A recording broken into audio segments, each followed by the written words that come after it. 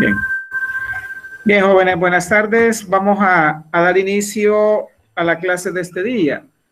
Fíjense que nada más comentarles que hemos programado para todos los miércoles de 5 en adelante la clase de manera virtual, ya sea para sistema o para práctica. De manera que el mismo link van a estar utilizando ustedes para poder conectarse a la clase, ¿verdad? Y poder recibir sus respectivas clases. Si ustedes recuerdan, en la anterior estábamos trabajando con las características cualitativas a los estados financieros y avanzamos nada más en dos. La primera era la parte de comprensibilidad, la segunda era relevancia. Si ustedes se recuerdan, nos quedamos hasta relevancia, ¿verdad? Ahora continuamos con la que sigue, que se llama materialidad o importancia, y la analizamos. La información es material y por ello es relevante si su omisión o su representación errónea puede influir en las decisiones económicas de los usuarios tomen a partir de los estados financieros. Entonces, ¿qué vamos a entender por materialidad o importancia?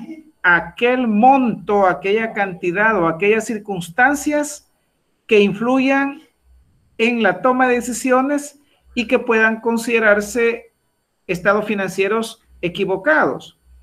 Entonces, la materialidad es algo relativo. Lo que para usted puede ser material, para mí no puede ser material. En una empresa, para una empresa puede ser, para otra empresa puede ser no material, dependiendo la magnitud de la empresa. Como por ejemplo, para una empresa grande, probablemente un bien que valga $1,000, no sea material, como por ejemplo Claro, Tigo y otras empresas millonarias. Pero imagínense, $1,000 vale una compu para un despacho contable chiquitito. Eso puede ser material. Entonces, les estoy dando un ejemplo de lo que es material y de lo que no es material. Siguiente característica, fiabilidad. La información es fiable cuando esté libre de error significativo y sesgo y represente fielmente lo que pretende presentar. Como estamos hablando de normas internacionales, las normas internacionales en cada una de las secciones, si tú ya observaste la NIC para las pymes, esas secciones son aplicables a las empresas. Las empresas lo que tienen que hacer es agarrar la normativa y empezar a ver qué secciones le aplican. Entonces, si ellos dejan de aplicar una sección, entonces los estados financieros no van a ser fiables porque no representan fielmente lo que pretenden representar. Es decir, que no pueden decir que están aplicando normativa internacional si en el examen o en lo que tenemos hay una que no la estén aplicando. Ok. Luego tenemos la parte de esencia sobre la forma. Y nos dice que las transacciones y demás sucesos y condiciones deben contabilizarse y presentarse de acuerdo con su esencia y no solamente en consideración a su forma legal. Ejemplo, uno de los ejemplos más triviales para que ustedes comprendan. El artículo 30 de la ley de renta nos da la vida útil para poder depreciar fiscalmente todos los bienes de la empresa. Nos da 2 años, para unos 4, para otros 10 y para otros 20 o 30 años en el caso de los edificios. Pero hay una cosa bien importante que tenemos que tomar en cuenta y como estamos analizando, es lo que ustedes quiero que vean. Por ejemplo, si un bus, ¿verdad? Si un bus para la parte fiscal nos dice que debe de depreciarse en 10 años, pero en la vida real usted observa que ese bus tiene una vida útil de 15 o más años, como lo vemos en la realidad, entonces usted, si lo deprecia en 10 años, no estaría estaría cumpliendo lo que la ley dice, pero no lo que la normativa dice, porque la normativa nos dice que las cosas se van a adecuar lo más real posible. Y sabemos nosotros que hay buses viejos aquí con 20, 25, hasta 30 años que andan circulando. Entonces, eso es lo que te está diciendo la normativa, que tenemos que atender no solo requerimientos de carácter legal, sino en esencia lo que realmente debe representar. Prudencia es la inclusión de un cierto grado de precaución al realizar los juicios necesarios para efectuar las estimaciones requeridas bajo condiciones de incertidumbre, de forma que los activos o los ingresos no se expresen en exceso. En otras palabras, tenemos que tener prudencia al tomar juicios a la hora de contabilizar o registrar en los estados financieros. Integridad debe ser completo y sin límite de importancia relativa. Esto tiene que ver con la fiabilidad. Imagínense, si usted va a una iglesia, y pongo este ejemplo, y usted dice una cosa, pero en realidad hace otra, entonces usted no es íntegro, porque no promulga o no evidencia lo que usted promueve o dice que es. Eso es integridad. En el campo de la contabilidad y como cualidad de los estados financieros, si yo dejo de aplicar algún principio, algún concepto, solo porque no me favorece o lo necesito, digamos, maquillar. Maquillar es como que yo voy a hacer los estados financieros a la medida que yo quiero, no lo que la información quiere. Ejemplo como los que lavan dinero. Ellos quieren ocultar ciertas cosas, entonces, ¿qué están haciendo? Maquillando. Esos estados financieros no son íntegros. Y luego comparabilidad, te está diciendo la normativa que por lo menos la información financiera vas a tener que compararla con 2 años. Por lo menos son 2 años los que tenés que comparar. Ejemplo, hoy en el 2020 lo vas a comparar con 2019. 2021 lo vas a comparar con el 2020. Por lo menos 2 años, cuando no sea más. Y luego, la información contable debe ser oportuna. Si en la empresa tú llevas atrasada la contabilidad con 3, 4, 5 o más meses, esa información va a ser inoportuna, porque te va a estar informando allá por noviembre lo que se robaron en febrero o marzo. Probablemente la gente ya ni se encuentren, ya estén despedidas, ya se hayan ido. Ahora con el coronavirus algunos ya ni están. Entonces, ¿de qué te va a servir saber lo que pasó hace tiempos? La información tiene que ser oportuna en el momento adecuado. Equilibrio entre el costo y beneficio significa que si hay algo que la normativa nos dice que lo apliquemos, pero eso de aplicarlo tiene un costo desproporcionado y supera los beneficios que vamos a tener, entonces no lo aplicas. Lo que tenés que hacer es documentar y explicar las razones por las cuales no lo has aplicado. Aquí nada más es un resumen de lo que hemos hablado, de las características. Miren, comprensibilidad, relevancia, material, fiabilidad, esencia sobre la forma, prudencia, integridad, comparabilidad, oportunidad y equilibrio entre el costo. Ahora vamos a los conceptos que la misma sección 2 nos está diciendo. Me voy a centrar quizás en 2 o en 3 conceptos que son fundamentales y que tú ya los has visto. Ejemplo, activo. Allá cuando estabas en primer año te dijeron que el activo son todos los recursos o todos los bienes y derechos que tiene una empresa. Y si tú te acuerdas allá en el concepto o en el cuaderno donde copiaste tus primeras clases, decía activo son todos los bienes y derechos de una empresa. Hasta ahí llegaba. Pero ahora quiero que veamos a la luz de la norma. Activo es un recurso controlado por la entidad. En otras palabras, un recurso va a ser controlado por la entidad cuando esté poseído o adquirido legalmente. Oiga lo que te estoy diciendo. Ve, esta parte, recurso controlado, va a ser cuando un activo, cuando la empresa, el propietario, la sociedad lo haya adquirido, ¿cómo? Tenga documentación legal de esa adquisición. En otras palabras, si yo soy dueño de algo, yo puedo disponer y hacer de ese bien lo que yo quiera. 2. Como resultado de sucesos pasados. Me detengo en esta característica porque es importante.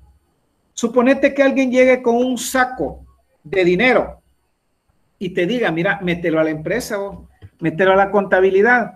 Primero te pones a pensar, ¿de dónde viene esa plata? Esa plata puede venir de ilícitos. ¿Y qué tal si tú la incorporas a la contabilidad? Te vas a ver involucrado también en este tipo de dificultades y problemas por no haber leído la normativa. Luego, pasivo. Bueno, y allá nos faltó una característica en el activo. La otra característica es que tiene que tener beneficios económicos. Es decir, si lo que yo voy a invertir o lo que yo compra, primero debe ser comprado legalmente. 2, debe tener antecedentes. Y 3, debe de proveer o de tener beneficios para la empresa. Luego el pasivo es una obligación presente de la empresa o entidad surgida de sucesos pasados en el cual nos vamos en cualquier momento a sacar recursos, pero esos pasivos o esos recursos que nosotros nos vamos a desprender en cualquier momento van a tener beneficios futuros. Y luego tenemos la parte del patrimonio, que es la parte residual, que es la diferencia entre el activo y el pasivo, como te enseñaron en el pasado tus compañeros.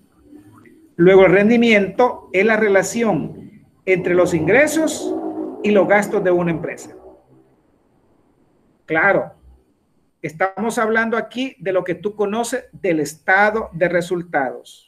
Y el estado de resultados, ahora tú conoces solo el estado de resultados, pero ahora agregarle algo más. Ahora puede darse un estado de resultados o un estado de resultados integral. Ok. Ahora, el concepto de ingresos. Ve acá. La definición de ingresos incluye tanto los ingresos ordinarios como las ganancias. Ejemplo de ganancias. Los ingresos son normales. Si la empresa se dedica al comercio, todo lo que venda. Se dedica a la fabricación, producción, prestación de servicios, esos son sus ingresos normales. Pero las ganancias se dan por aquella venta de bienes que no son del activo o del giro normal de la empresa. Ejemplo, si una constructora vende una casa o una lotificadora vende una casa, eso es del giro normal. ¿Por qué razón? Porque la venta de la casa, él se dedica a la compra y venta o construcción de casa. Entonces, eso no puede ser de otra manera. Pero si una ferretería, si una tienda, si un súper vende una casa o vende un edificio, para esa empresa sería ganancia o pérdida la venta que tenga. Es decir, ¿por qué razón? Porque la casa no forma parte del giro de la empresa. Entonces van a haber ganancias cuando yo vendo y tengo excedentes, pero no son del giro normal de la empresa. Entonces, los ingresos para la norma son los ingresos normales ordinarios y las ganancias. En el caso de los gastos es lo opuesto. Los gastos normales de la empresa como las pérdidas. El mismo ejemplo te pongo allá. Vendo una casa, pero una constructora, eso es normal. Pero si vendes la casa y perdiste, para una empresa, digamos, comercial que no se dedica a la venta de casas, entonces sí, las pérdidas son parte o son considerados dentro de los gastos de la empresa. Bien, esta diapositiva la voy a subir y ustedes la terminan de estudiar, las cosas que vamos un poquito rápido. Igual la presentación se la vamos a compartir. La vamos a compartir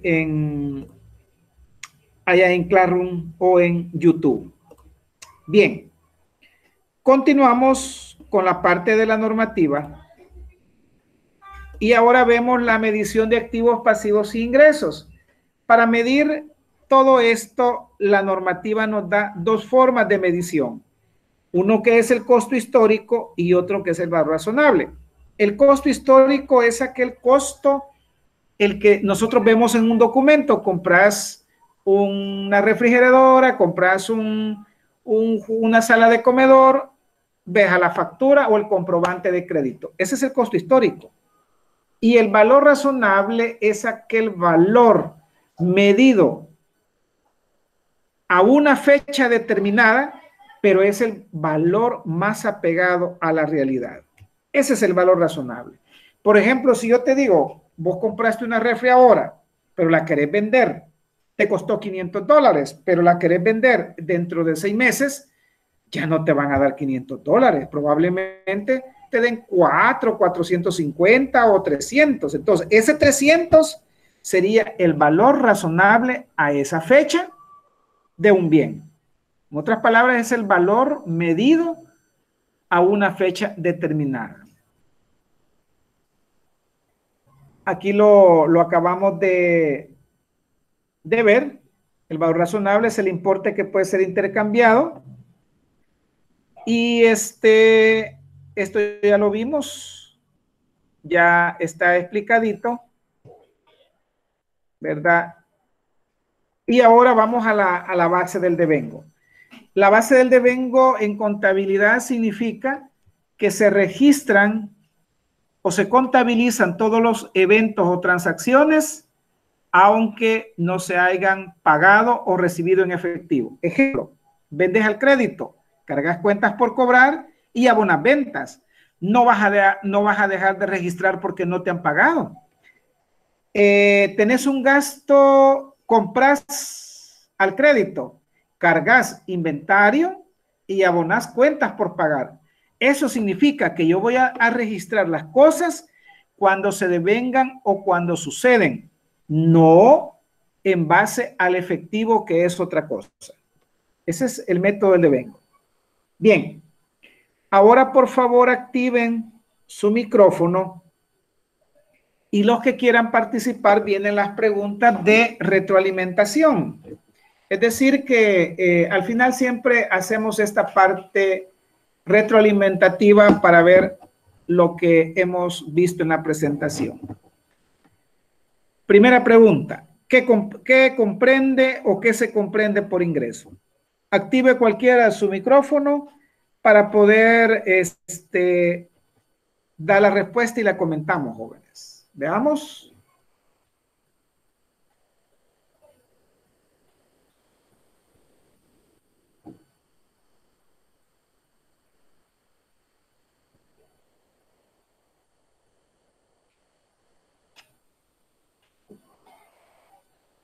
Hola, hola, veamos.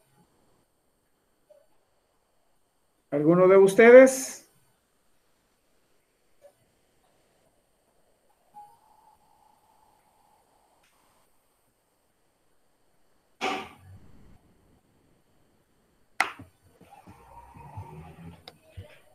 Veamos, activen sus micrófonos. ¿Qué se entiende por ingreso?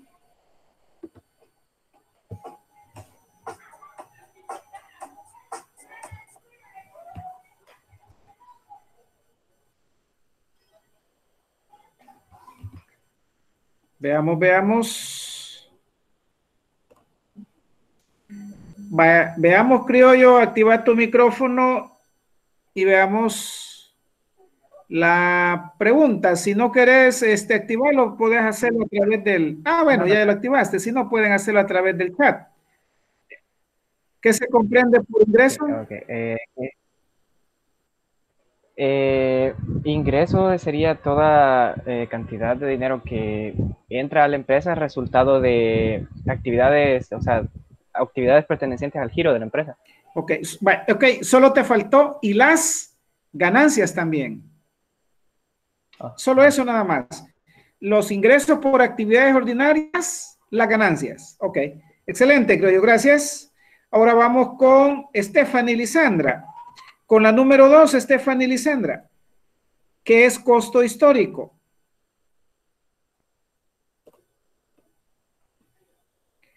Stephanie Lisandra, activa tu micrófono y veamos qué es la pregunta número 2. ¿Qué es costo histórico?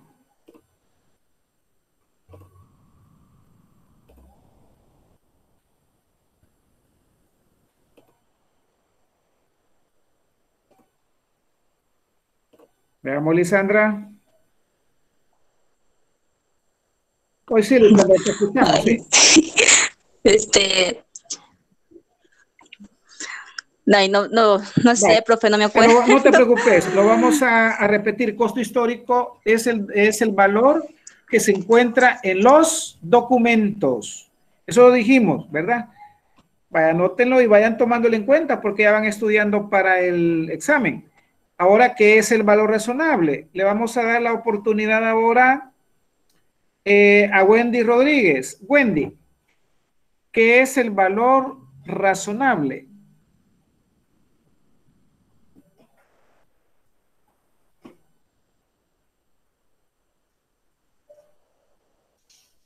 Veamos, Wendy. No, pues, profe, la verdad no lo entendí muy bien. Ok. Vaya, el valor razonable dijimos que es el valor que se puede medir y el que tiene el valor real a una fecha determinada, cualquier bien. Y dejamos de lo que habíamos comprado. Entonces, digamos, aquel valor de intercambio de personas que están debidamente informadas en un mercado homogéneo, lo dice la norma, pero a una fecha determinada. Excelente. Hoy vamos con Bueno. Carmencita, Carmen Arce. Vamos a ver, mi estimada, mencione 3 características cualitativas de los estados financieros. 3 características, no las vas a explicar, solo las vas a citar. Regálenme 3 características cualitativas de los estados financieros. Carmen Arce, activa tu micrófono. ¿Ok? Pues, la pregunta era, ¿qué dijo? Características cualitativas de los estados financieros. Correcto. Pues yo había notado, no sé si sería bueno, pero está lo que es la comprensibilidad. Ok, muy bien, es una. ¿Otra? Relevancia. Correcto. Una más. Materialidad e importancia. Relativa. Correctísimo, Carmencita, gracias. Ya ves que estás atenta. Hoy vamos, la número 4 era pregunta de la primera ponencia, pero esta se la voy a escribir acá. La respuesta de esta es, si ustedes se recuerdan, el IASB. ¿Qué organismo internacional fue el creador de la NIF para las pymes? El IASB, que es el Comité de Normas Internacionales. Esta es la respuesta, miren. Vamos a la siguiente. ¿Qué entiende por gasto? Le vamos a dar la oportunidad a uno de ustedes, a Stanley Caravantes. Ahí Stanley, activa y trata de compartirnos la última preguntita. Vos.